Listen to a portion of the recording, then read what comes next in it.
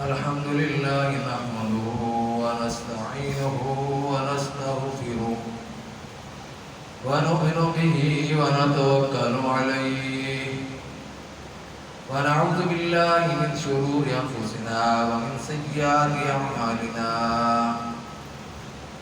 من يهده الله فلا مضل له ومن يضلله فلا هادي له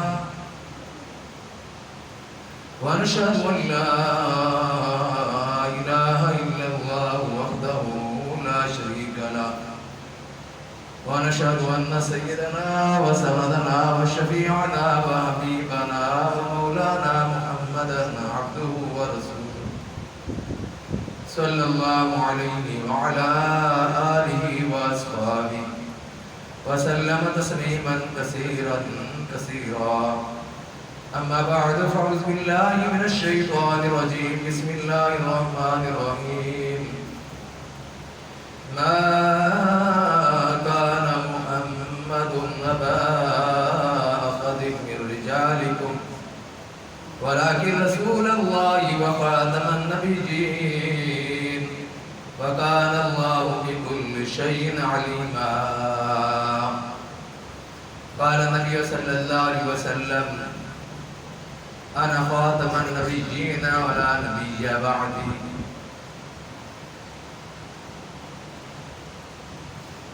نہ جانتا کٹمروں میں خواجہ اشرف کی حرمت پر خدا شاہد کامل میرا ایمان ہو نہیں سکتا. نماز اچھی، روزہ اچھا، حج اچھا، زکوٰۃ اچھی، مگر میں باوجود اس کے مسلمان ہو نہیں سکتا.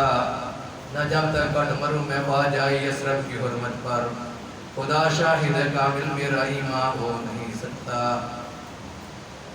میرے قابل احترام بزرگوں، عزیز ساتھیوں، بچوں، السلام علیکم ورحمۃ اللہ وبرکاتہ. میں نے آپ کے سامنے سورہ الاحزاب کی آیت تلاوت کی ہے. اللہ نے اس میں فرمایا ہے کہ لوگوں، محمد صلی اللہ علیہ وسلم تمہارے مردوں میں سے کسی کے باپ نہیں ہیں، مگر وہ اللہ کے رسول اور خاتم النبیین ہیں، اور اللہ ہر چیز کا علم رکھنے والا ہے. حضور صلی اللہ علیہ وسلم نے حدیث میں فرمایا ہے کہ میں خاتم النبیین ہوں، میرے بعد کوئی نبی نہیں ہے. حضور صلی اللہ علیہ وسلم کے پورے عرصے میں مسلمہ کذاب نے صرف دعویٰ ختم کیا تھا نبوت کا. اذانیں بھی اسی طرح ہوتی تھی، کلمہ بھی یہی پڑھتے تھے، وہ خود بھی کلمہ یہ پڑھتا تھا لا الہ الا اللہ محمد رسول اللہ، اور کہتا تھا کہ مجھے اللہ تعالیٰ نے آپ کی شرکاء کے ساتھ رسالت میں شریک فرمایا ہے، میں بھی آپ کے ساتھ رسول ہوں. تو یہ سلسلہ کوئی رکا نہیں ہے، کوئی بند نہیں ہوا. اس کے بعد پھر ایک جنگ ہوئی. مسلمان سب کچھ کرتے تھے، جس طرح نمازیں پڑھتے، روزے رکھتے، زکاتیں دیتے، حج کرتے تھے.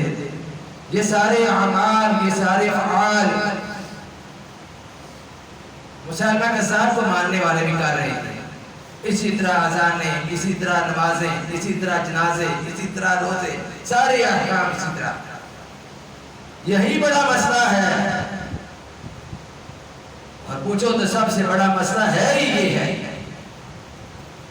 حضرت ابوبکر صدیق رضی اللہ تعالیٰ عنہ جب خلیفہ بنے، خلیفہ رسول صدیق اکبر رضی اللہ تعالیٰ عنہ، تو کیا ہوا؟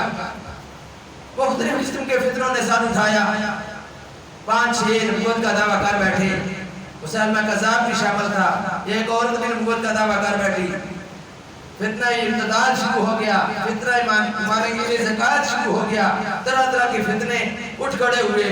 حضرت صدیق اکبر رضی اللہ تعالیٰ عنہ نے خاموشی نہیں اختیار فرمائی. جنگ یمامہ مشہور ترین جنگ ہے جو ان کے خلاف لڑی کی، جو مسلمہ کذاب کے لوگ. بنو حنیفہ ان کا قبیلہ ہے، اس قبیلے کے لوگوں کے خلاف یہ جنگ لڑی گئی. بہت سے لوگ انہوں نے اپنا ساتھ لگا لیے تھے. بہت بڑی تعداد تھی جو اس کو نبی مان رہی تھی. حضور صلی اللہ علیہ وسلم کو بھی نبی مان رہے تھے، لیکن ان کے ساتھ ساتھ مسلمہ کذاب کی بھی نبوت کو مان رہے تھے. حضرت ابوبکر صدیق رضی اللہ تعالیٰ عنہ صحابہ کا لشکر جرار لے کر گئے، جنگ کی. خاموشی نہیں اختیار کی، اور 1200 صحابہ کرام رضوان اللہ تعالی علیہم مجمعین شہید ہوئی۔ اتنی بڑی تعداد میں صحابہ کبھی نہیں شہید ہوئے، کسی جنگ میں شہید نہیں ہوئے، بدر میں، احد میں، خندق میں، احزاب میں، خیبر میں، کسی بھی جنگ میں، حنین میں، کوئی بھی جنگ ہو مسلمان شہید نہیں ہوئے جتنی بڑی تعداد میں جنگ یمامہ میں مسلمان شہید ہوئے۔ بھئی بڑا مسئلہ ہے نا، اتنے آدمی ہمیں تو نہیں پہنچ چھوڑے، بہت بڑا مسئلہ ہے، ختم نبوت کا مسئلہ، خاموشی بھی اختیار کی جا سکتی تھی۔ پھر اس کے بعد چلتے چلتے کتنے لوگ نبوت کے دعویٰ کرتے رہے۔ موجودہ دور میں ہمارے سامنے جو لوگ کھڑے ہیں نئی نبوت والے، قادیانی، مرزائی، مرزا غلام احمد کو اپنا نبی ماننے والے، وہ بھی یہی کلمہ پڑھتے ہیں، اور مرزا نے اپنی کتاب میں لکھا ہے کہ میں محمد بھی ہوں، میں محمد بھی ہوں، میں ابراہیم ہوں، میں موسیٰ ہوں، میں عیسیٰ ہوں، میں مریم ہوں، میں سب کچھ سب انبیاء کے نام لکھا، میں مسیح موعود ہوں۔ اس نے اپنے آپ کو محمد بھی کہا۔ جب وہ کلمہ پڑھتے ہیں لا الہ الا اللہ محمد رسول اللہ، تو ان کا مطلب کیا ہوتا ہے؟ مرزا۔ اس کو، اس شیطان کو وہ نبی کہتے ہیں، اس دجال کو، اس بندر کی اولاد کو وہ نبی کہتے ہیں جو نبوت کا اہل ہی نہیں ہے۔ اس کے اندر کوئی عام شریف آدمی جیسی بھی صفت نہیں پائی جاتی تھی، پکا بدماش تھا، پکا بدماش۔ طرح طرح کی بیماریوں میں، اس کے اپنے لٹریچر میں یہ بات لکھی ہوئی ہے، طرح طرح کی بیماریوں میں پکڑا ہوا تھا رب کی طرف سے، بے شمار بیماریاں۔ موت آئی تو ذلت کی موت آئی، ٹائلٹ میں موت آئی، ٹٹی خانے میں موت آئی۔ اور پھر مسئلہ تو یہ ہے کہ نبی جس جگہ فوت ہوتا ہے اس جگہ اس کی قبر نکالی جاتی ہے، اس جگہ اس کا روزہ آتا ہے۔ حضور صلی اللہ علیہ وسلم اما عائشہ صدیقہ رضی اللہ تعالیٰ عنہ کے حجرہ میں فوت ہوئے تھے، وفات پائی تھی، وصال فرمایا تھا، آپ کا حجرہ وہاں پر ہے، مرزا کا حجرہ یہاں پر نہ چاہیے تھا۔ یہاں پر کیا گیا؟ ریل گاڑی منگوائی، اس کو اٹھا کر قادیان لے گئے، قادیان جا کر اسے دفن کر دیا۔ مرزا قادیان رہنے والا بھی قادیان کا، انڈیا کے۔ انگریز نے یہ پودا لگایا، انگریز نے اس کی پرورش کی، آج بھی انگریز ان کے ساتھ ہیں، ان کے پشت پر ہیں، ہر قسم کا تعاون ان کے ساتھ ان کا چلا ہے۔ تو یہ دین کے ساتھ بڑی عام توجہ کے لائق بات ہے، سمجھنے والی بات ہے کہ مرزائی جو بھی ہے وہ کہتا ہے ہم مسلمان ہیں، بس سمجھ جاؤ بات، وہ کہتے ہیں ہم مسلمان ہیں، یہی تو بات ہے کہ وہ زندیق ہیں، وہ مرتد ہیں۔ زندیق اس کو کہتے ہیں جو کلمہ بھی پڑھے، نمازیں شادیں سب کچھ پڑھے، لیکن وہ کافر نئی نبوت کا دعویٰ کرنے والا ہے۔ اور یہ بات یاد رکھو، جو سچے نبی کا انکار کرے وہ، بولو نا، کافر۔ سچے نبی کا جو انکار کرے وہ کافر ہے۔ ہم مسلمان ہیں، الحمدللہ ہم مسلمان ہیں، وہ انکار نہیں کرتے سچے نبی کا، لیکن یہ بھی مسئلہ یاد رکھو کہ جھوٹے نبی کو ماننے والا بھی کافر ہے، جھوٹے نبی کو ماننے والا بھی کافر ہے۔ مرزا غلام احمد جھوٹا نبی ہے، اس کو ماننے والے بھی کافر ہیں۔ وہ کہتے ہیں ہم مسلمان ہیں، وہ ہمیں کہتے ہیں یہ کافر ہے۔ میرے پاس لٹریچر میں ان کی کتابیں باقاعدہ موجود ہیں، اور ان میں باقاعدہ وہ کہتے ہیں ہم مسلمان ہیں، ہمیں کہتے ہیں یہ کافر ہے، ہمارے منہ پر نہیں کہتے ہیں ہم کافر ہیں، یہ کافر ہے۔ ان کی کتابوں میں، ان کی لٹریچر میں مرزا نے جو بات کہی ہے اس کو وہ کہتے ہیں کہ یہ مرزا کو نہیں نبی مانتے، اس لیے یہ کافر ہیں، ہم مسلمان ہیں۔ ہمارے ساتھ مسلمان ان کے ساتھ اپنی بیٹیوں کے نکاح بھی کر دیتے ہیں، اتنے اجلے بنے ہوئے ہیں، اتنے جلد باز ہیں، نہ مسئلہ سمجھتے ہیں نہ مسئلہ پوچھتے ہیں، کہ آدمی کس سے پوچھ ہی لیتا ہے کہ یہ مسئلہ ان کا کیا ہے۔ وہ تو اپنے آپ کو مسلمان کہتے ہیں، کلمے بھی سارے یہی پڑھتے ہیں، نمازیں بھی پڑھتے ہیں، سب کچھ کرتے ہیں۔ بھائی سوچو بات ہے کیا؟ کہتے ہیں وہ نمازیں بھی ہماری مسجد میں آ کر پڑھتے ہیں، تمہاری مسجد میں جا کر پڑھتے ہیں، تمہاری مسجدوں کو ناپاک کرتے ہیں۔ وہ غلیظ ہیں، وہ بدترین کافر ہیں، صرف کافر ہی نہیں ہے، کفار کے بھی اسلام نے خوب بیان کیا، لیکن قادیانیوں کے، مرزائیوں کے، جھوٹی نبوت کے دعوے داروں کے اسلام نے کوئی حقوق نہیں بیان کی، کوئی حقوق نہیں کی، انتہائی کیا کہ کو ختم کر دیا۔ اسی نتیجے میں پاکستان میں زور و شور کے ساتھ 1953 میں 1953 تحریک ختم نبوت چلی، ہزاروں لوگ شہید ہوئے، بے شمار. اس وقت نہیں ہے کہ آپ کو ان کی پوری تاریخ بتائی جائے کس طرح کر کے ان لوگوں نے قربانیاں دی. 10,000 کے قریب لوگ شہید. اب جب وہ لوگ شہید ہوئے مسئلہ پھر بھی حل نہیں ہوا. مسئلہ حل کیا ہونا تھا؟ وہ جو وزیر خارجہ تھا سر ظفر اللہ خان، وہ خود مرزائی تھا، ہماری حکومت کو خطرہ تھا اس وقت کی حکومت کو کہ آئی مرزا سر ظفر اللہ، اس کو اگر ہٹایا گیا انگلستان انگلینڈ وہ ناراض ہو جائے گا، امریکہ ناراض ہو جائے گا، کیا کیا جائے اس کو نہ ہٹایا جائے. حالانکہ اس کے ساتھ کوئی چیز نہیں تھی، اس کو پاور انہوں نے دی ہوئی تھی جو اس وقت کے حکمران تھا، اس کو اس وقت ہٹایا جا سکتا تھا. لیکن اس وقت تو یہ لوگ مان ہی نہیں رہے تھے کہ یہ کافر ہے. اسلام نے تو 14 سال پہلے کہہ دیا تھا کہ جو بھی نئی نبوت کا دعویٰ کرے وہ کافر ہے، جو کوئی نیا نبی اٹھے وہ کافر ہے. اب پھر قربانیاں. مولانا مودودی رحمۃ اللہ علیہ یہ چھوٹا سا پمفلٹ دکھا اس وقت 1953 میں، قادیانی مسئلہ. اس پمفلٹ پر کوئی پابندی نہیں، یہ بازار میں پھر رہا ہے، بازار میں بک رہا ہے، لوگ پڑھ رہے ہیں. لیکن مولانا مودودی رحمۃ اللہ علیہ کو پکڑ کر پھانسی کی سزا، ان کو پھانسی کی سزا.